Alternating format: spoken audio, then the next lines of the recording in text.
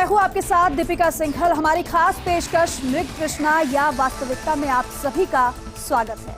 जिद कुछ कर गुजरने की, जिद नंबर 1 बनने की और जिद विकास के पथ पर आगे बढ़ने की। हौसले बुलंद हो और नई उड़ान भरने की जिद हो तो लक्ष्य भी आसानी से मिल जाता है। मुख्यमंत्री गहलोत ने विकास के दम पर राजस्थान को नंबर 1 बनाने का लक्ष्य तय किया है और इसकी समय सीमा 2030 रखी है।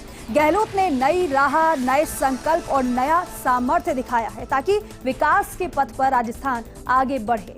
इसके लिए बाकायदा गहलोत ने विजन डॉक्यूमेंट भी जारी किया है, यानी गहलोत ने नए राजस्थान की नई नींव रख दी है। इस फ्यूचर प्लान से मरुधरा की तस्वीर बदल सकती है। तो शुरू करते हैं आज का सिलसिला।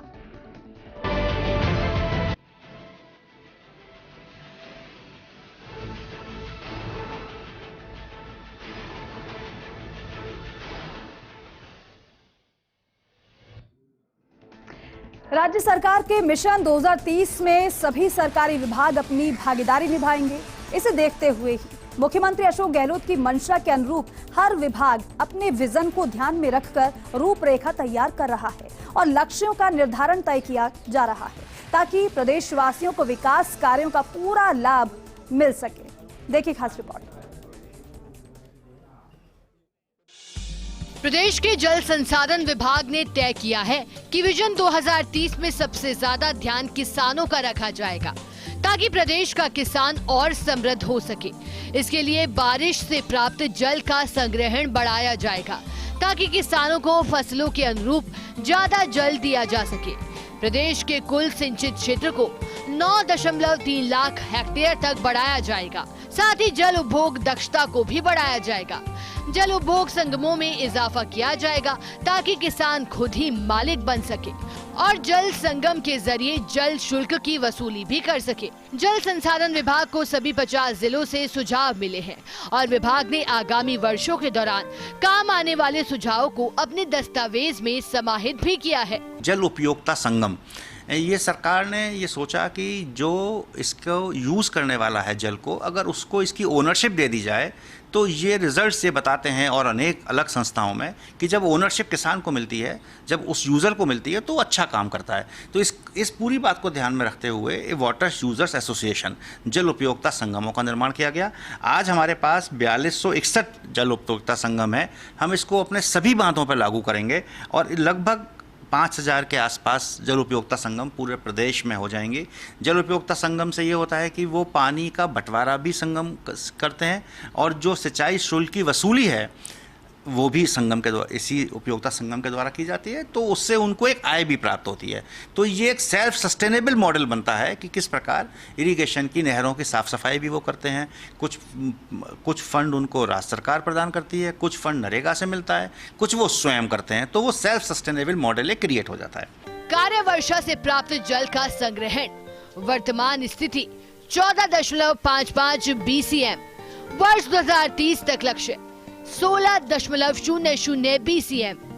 कार्य कुल सिंचित क्षेत्र वर्तमान स्थिति 39.7 लाख हेक्टेयर, वर्ष 2030 तक लक्ष्य 48.44 लाख हेक्टेयर। कार्य जल उपयोग दक्षता वर्तमान स्थिति 35 से 40% अनुमानित, वर्ष 2030 का लक्ष्य 60%। सूक्ष्म सिंचाई प्रणाली के तहत कार्य सिंचित क्षेत्र वर्तमान स्थिति 6.4 लाख हेक्टेयर, वर्ष 2030 तक लक्ष्य 10.91 लाख हेक्टेयर।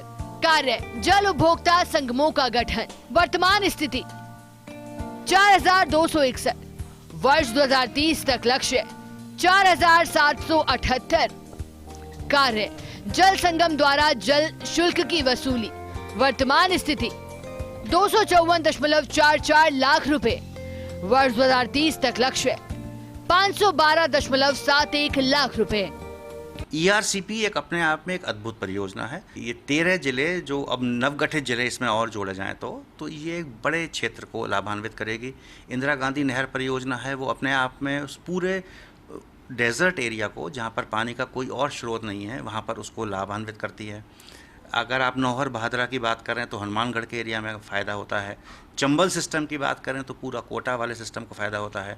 माही परियोजना अपने आप में अद्भुत है, जो कि उस पूरे आदिवासी क्षेत्र को करती है।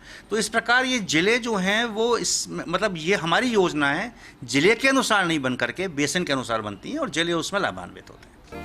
माही बांध, जवाई बांध, नर्मदा नहर, छापी, गुड़ा, जवाहर सागर, आरपीएस, काली सिंध, राजगढ़ बांध के गेटों का स्वचालन किया जा चुका है और इंदिरा गांधी मुख्य नहर शाखाओं व उप शाखाओं पर स्काडा प्रणाली स्थापित है।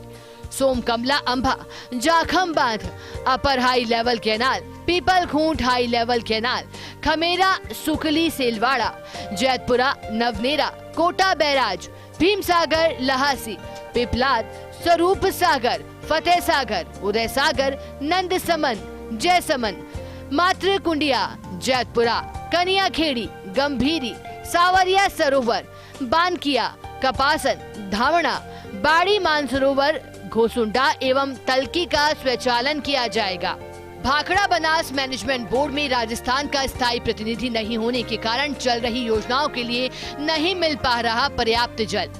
सिंचाई की दर को आयतनात्मक रेट से निर्धारित किया जाना चाहिए और सिंचाई कर की वसूली की संपूर्ण प्रणाली को ऑनलाइन किया जाए। सिंचाई और पीने के पानी की दर हर वर्ष संशोधित की जाने की आवश्यकता है ताकि सिंचाई तंत्र के रखरखाव पर होने वाले व्यय का पुनर्भरण हो सके। वर्तमान में सिंचाई कर की जमा राशि का 50% कृषक संगठनों को दिया जा रहा है, जो बढ़ाकर 75% किया जाए। सिंचाई अधिनियम में पानी चोरी रोकने और पानी चोरी की सजा पर सख्त कानून बनाए जाए ताकि पानी चोरी पर अंकुश लगाया जा सके। घग्गर नदी में आने वाले अत्यधिक पानी आपदा से निपटने के लिए नदी का पूर्ण खुदाई हो, जो कि पिछले 25 साल से नहीं हुई है। घग्गर नदी के अधिसूचित बहाव क्षेत्र में आवश्यकता अनुसार तटबंधों का निर्माण व सुदृढ़ीकरण किया जाए। छोटे छोटे नदी नालों पर माइक्रो स्टोरेज टैंक का निर्माण बड़े स्तर पर होना चाहिए, जिससे स्थानीय लोगों को संग्रहित जल का लाभ मिल सके। जल की दरें इस प्रकार निर्धारित की जाएगी जिससे जल की कमी का एहसास हो सके। समाज के गरीब और कमजोर तबके के वो लोग जो जल शुल्क जमा नहीं करवा सकते, उन्हें भी न्यूनतम जल दिया जा सके। सभी गैर कृषि जल वितरण के लिए 3 या 4 स्तरीय जल शुल्क लगेगा और सर्वाधिक जल का इस्तेमाल करने वालों से ज्यादा शुल्क वसूला जाएगा। जल शुल्क के पहले स्तर पर जल सस्ता होगा और सभी उपभोक्ताओं के लिए समान होगा। जल क्षेत्र में विवादों को हल करने के लिए उपभोक्ताओं की सहभागिता से बेसिन, सब बेसिन, भूमिगत जलघर से संबंधित राज्य स्तरीय जल संसाधन व पर्यावरण विकास की योजनाएं बनाई जाएंगी। पारंपरिक जल संग्रहण संरचनाओं का संरक्षण, नई संरचनाएं और नई तकनीक वाली जल संग्रहण संरचनाओं के निर्माण को प्रोत्साहित किया जाएगा। परियोजनाओं में यथासंभव सतही और भूजल का एकीकृत उपयोग किया जाएगा। नई परियोजनाएं सूक्ष्म जल ग्रहण क्षेत्र पर आधारित होगी, जिससे अधिक जल के उपयोग में समानता सुनिश्चित होगी। योजना का प्रतिवेदन बनाते समय कुछ पानी बांध के नीचे नदी में छोड़ने के लिए प्रावधान रखा जाएगा। वृहद और मध्यम परियोजनाओं के बजाय लघु सिंचाई परियोजनाओं, वाटरशेड पहुंच को प्रोत्साहित किया जाएगा। अन्य राज्यों के साथ जल समझौते की पूर्ण क्रियान्विति, नदियों को आपस में जोड़ने के प्रयासों में राज्य के जल की हिस्सेदारी और अधिकारों की पैरवी की जाएगी। किसानों की सहायता के लिए ऐसी पद्धतियों का विकास किया जाएगा जिससे सिंचाई में जल की आवश्यकता कम करते हुए अधिकतम उपज ली जा सके। किसानों को जल के वैज्ञानिक प्रबंधन के लिए शिक्षित किया जाएगा। जो समुदाय प्रमुख बांधों के तलहटी में बसे हैं, उन्हें बाढ़ और बांध टूटने की चेतावनी और आपातकालीन निष्क्रमण तरीकों को अपनाना होगा। सभी सिंचाई परियोजनाओं पर बाराबंदी आवश्यक रूप से लागू की जाएगी। और चलिए रुक रहे हैं यहाँ पर एक छोटे से ब्रेक के लिए, जल्द लौटेंगे। जल संसाधन विभाग ने भी विजन दस्तावेज 2030 तैयार किया है, जिसमें सिंचाई और पेयजल से जुड़े मुद्दों और लक्ष्यों को शामिल कर प्रदेश को लाभान्वित करने की योजना है। विजन दस्तावेज 2030 को लेकर जल संसाधन विभाग के मुख्य अभियंता भुवन भास्कर से खास बातचीत की संवाददाता विनोद सिंह चौहान ने। राज्य सरकार का एक महत्वाकांक्षी मिशन है मिशन 2030। इसे गहलोत सरकार का सपना भी कह सकते हैं। इस सपने को पूरा करने के लिए राज्य सरकार ने सरकारी विभागों को जिम्मेदारी दे रखी है। हर विभाग अपने स्तर पर अपना विज़न 2030 तैयार कर रहा है। आज हमें जल संसाधन विभाग में, जहां हम चीफ इंजीनियर जल संसाधन भुवन भास्कर से बातचीत करेंगे और जानेंगे जल संसाधन विभाग किस तरीके से आगे बढ़ रहा है और सरकार के मिशन 2030 में कितनी भागीदारी निभाएगा। हम सीधे तौर पर मुखातिब होते हैं भुवन भास्कर जी से। भुवन जी, क्या योजना है 2030 को लेकर के, जल संसाधन विभाग क्या कर रहा है? और एक बड़ा अच्छा प्रश्न ये भी है कि आपका काम सिंचाई और पेयजल का है, तो इन दो चीज़ों को लेकर किस रूप में आप आगे बढ़ रहे हैं? देखिए, ये जो जल संसाधन विभाग है, ये पूर्व में सिंचाई विभाग कहा जाता था, और ये जो पूरा शिफ्ट है विचारधारा का, सोच का, कि सिंचाई से जल संसाधन विभाग कह देना, ये अपने आप में प्रतिबिंबित करता है कि किस प्रकार जल को अब हम संसाधन के रूप में स्वीकार कर रहे हैं। राज्य सरकार का जो फोकस है, राज्य सरकार का जो ध्यान है, वो ये है कि किस प्रकार जो जल उपलब्ध है हमारे पास, उसको हम किस प्रकार एक मितव्ययता बरतते हुए साइंटिफिक एक तरह से इस्तेमाल करें, ताकि जो इसका एंड यूज़र है हमारे यहाँ पर, जो इसका एंड यूज़र है वो सबसे गरीब एक तरह से कहा जाए, या कि कम संसाधनों वाला तबका है, और हमारा फार्मर्स हैं हमारे। इसके साथ ही जैसा आप अभी कह रहे थे कि जो जल है उसका उपयोग पेयजल के लिए होता है, तो एक बड़ी आबादी इससे प्रभावित होती है। पूरा जो आज अर्बनाइजेशन है, जो शहरीकरण हो रहा है, जो लोग शहरों में आ रहे हैं, उनके लिए जो सबसे बड़ी एक चुनौती है सरकार के लिए, गवर्नेंस में से जो लोग जुड़े हुए हैं उनके लिए, वो ये है कि कैसे पेयजल उनको मुहैया कराया जाए, स्वच्छ पेयजल हो। और इसी के साथ ही इंडस्ट्रीज़ को हम नज़रअंदाज नहीं कर सकते, अनदेखा नहीं कर सकते। तो जो इंडस्ट्रियल डिमांड है इस जल को उपयोग करने की, तो इसकी उपलब्धता और इसमें एक तालमेल बैठे, एक इस तरह से हो कि एक बैलेंस रहे, जहाँ किसान का हित, जहाँ एक आम जन का पेयजल का हित और इंडस्ट्रीज़ का हित, इसमें कैसे बैलेंस बने। तो ये जब समस्त कार्य विभाग करता रहा था, पर अब राज्य सरकार का एक फोकस हुआ और उन्होंने कहा कि जो इसका अंतिम उपयोग करने वाला है, जो इसका स्टेक होल्डर है, उसके भी सुझाव इसमें आने चाहिए। हम जो भी कोई कार्य करते हैं, मेरे विभाग में एक बड़ी टीम है, उनका बड़े अनुभवी हैं, मैं उसको बिल्कुल कम नहीं आंकता, लेकिन इसके बावजूद भी जो आदमी इसको अंतिम बार यूज़ करता है, वो किसान जो फावड़ा लेकर के, जो कुदाल लेकर के उस पानी को, मेरे माही बांध से निकले हुई इस अथाह जल राशि को जब एक किसान के खेत में पहुंचती है और एक छोटी लकीर इसकी तरह बहती है, तो उसको क्या दुश्वारी है, उसको क्या परेशानी है, उसकी क्या अपेक्षा है सरकार से।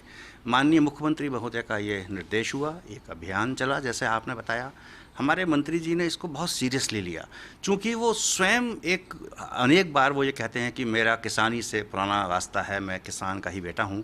तो इस तरह से एक माहौल बना और हमारे विभाग के सभी लोगों ने हमारा अपना अनुभव, फिर एक मीटिंग्स आयोजित की गई, जैसा राज्य सरकार का निर्देश था, जो इसके स्टेक होल्डर से उनसे वार्ता की गई, उनसे सुझाव आए और एक डॉक्यूमेंट तैयार हुआ। तो जहाँ कुछ हमारी कमियाँ जो हमें नज़र नहीं आ रही थी, इस पूरी बात में एक सबसे जो महत्वपूर्ण पहलू ये है कि हमें कुछ वो चीज़ें लोगों ने चिन्हित करी जिनको हम सोचते थे कि हम इनको पानी दे रहे हैं, हम देने वाले हैं। उन्होंने बताया कि कैसे, कहाँ छोटी चूक है, अगर इसमें हम थोड़ा ठीक करेंगे और आने वाले सालों में शनय शनय इसमें सुधार होगा, तो कैसे ये जल मात्र सिंचाई का एक स्रोत नहीं रह करके एक संसाधन के रूप में उपयोग में आएगा। किस प्रकार आप विजन 2030 को पूरा करेंगे और क्या क्या नवाचार होंगे, थोड़ा खुलकर बताएं। और इससे सबसे बड़ा फ़ायदा, जैसे आपने बताया, किसान को होगा, जो गरीब तबका है, जिसे सबसे निचले स्तर पर भी माना गया है, और पानी का सही उपयोग किसान ही करता है। किस रूप में आप इसे लेंगे मिशन को, और क्या क्या नवाचार किए जाएंगे 2030 को देखते हुए? जी देखिए, एक क्या है कि हमारे यहाँ पर एक राजस्थान की जो भौगोलिक परिस्थिति है वो एक थोड़ी अलग इसलिए और विषम हो जाती है, चूँकि हमारे पास केवल मात्र वर्षा का जल ही उपलब्ध है। अब वर्षा का वो जल जो मान लीजिए कि 3 माह का जो हम अपना मानसून काल कहते हैं, इसमें से मेरे पास से 40 दिन ही बरसात हुई या 30 दिन अच्छी बरसात हुई। अब मेरे लिए सबसे पहली बात यह है कि मैं इस बहते हुए जल को सहेजूँ, तो जो मेरे बांध, एनीकट का जो एक पूरा ढांचा है पूरे राज्य भर में फैला हुआ, ये सुदृढ़ हो और इस पानी को इकट्ठा करने की प्रणाली और सुदृढ़ हो। जब हमने स्टेक होल्डर से वार्ता की, इस विज़न डॉक्यूमेंट की बात की, तो हमारे को छोटे स्ट्रक्चर्स पर फोकस करने की मांग बार बार उठी। बड़े बांध तो क्या होता है कि एक साइंटिफिक तरीके से हमारे पास एक अलग एक मानिए कि यूनिट है जिसको हम अपनी प्लानिंग यूनिट कहते हैं, हमारी IDR यूनिट है, तो वो नए बांधों को लेकर के हमारे को इनपुट मिलता है और उसका कार्य होता रहता है। लेकिन जो छोटे छोटे एनीकट हैं, जो छोटे तालाब हैं, माइक्रो स्टोरेज टैंक्स कहते हैं हम उनको, हमने छोटा तालाब बना दिया। वहीं से किसानों ने या तो राज्य सरकार की सहायता से या अनेक बार स्वयं के स्तर से भी उस पानी को उठा करके अपनी सिंचाई कर ली, खेत को बना कर लिया। एक एनीकट बना, उससे जल संसाधन जो इकट्ठा हुआ, उसमें कई बार पेयजल योजनाएं बन गई। तो ये छोटी छोटी जो चीज़ें थीं, तो ये अपने आप में एक बड़ा संसाधन, एक बड़े स्रोत के रूप में विकसित हुई। एक और चीज़ क्या थी कि हमारे यहाँ पर एक प्रणाली एक प्रचलित ये है कि जो हम किसान जो अपने खेतों में पानी देते हैं वो एक फ्लडिंग से देते हैं, यानी कि बहता हुआ पानी जाता है। राज्य सरकार का ये फोकस हुआ और अब ये एक नियम के तहत हम जो भी कोई नई परियोजना बनाते हैं उसको हम आवश्यक रूप से हम उसको स्प्रिंकलर बेस्ड रखते हैं, यानी कि प्रेशर बेस्ड फव्वारा सिंचाई पद्धति, अगर मैं एक सामान्य भाषा में कहूँ तो फव्वारा सिंचाई पद्धति के आधार पर ही करते हैं। इससे पानी की बचत होती है। जो पानी बांध से लेकर के खेत तक पहुँचने में जो उसमें पानी का लॉस होता है वो करीब 35 से 40% होता है। अनेक अलग अलग स्टडीज़ें अलग अलग देती हैं, पर ये निश्चित बात है कि वो लगभग काफ़ी बड़ी मात्रा का पानी उसमें हमारा उस बहते बहाव के समय ही हम लूज़ कर देते हैं। अगर हम इस पूरी प्रणाली को फव्वारा सिंचाई पद्धति पे ले आएंगे, जो कि विज़न 2030 का एक महत्वपूर्ण बात है कि हम जो संग्रहित जल है अब इसको फव्वारा सिंचाई कैसे करेंगे तो पानी की बचत होगी। भुवन भास्कर ने बताया कि जो विज़न 2030 है जल संसाधन विभाग का, वो डॉक्यूमेंट तैयार हो गया है और सरकार के हाथ में भी दे दिया है। इनका साफ तौर पर कहना है कि हर आम और ख़ास को विज़न 2030 से फ़ायदा होगा। सबसे बड़ा फ़ायदा किसान को होगा जो आज ये सोच रहा है कि बारिश आएगी तो खेती करूँगा, अगर बारिश नहीं आई तो मुझे जल कहाँ से मिलेगा। कैमरामैन गिरीश के साथ Vinod Singh Chauhan, first India news, Jaipur.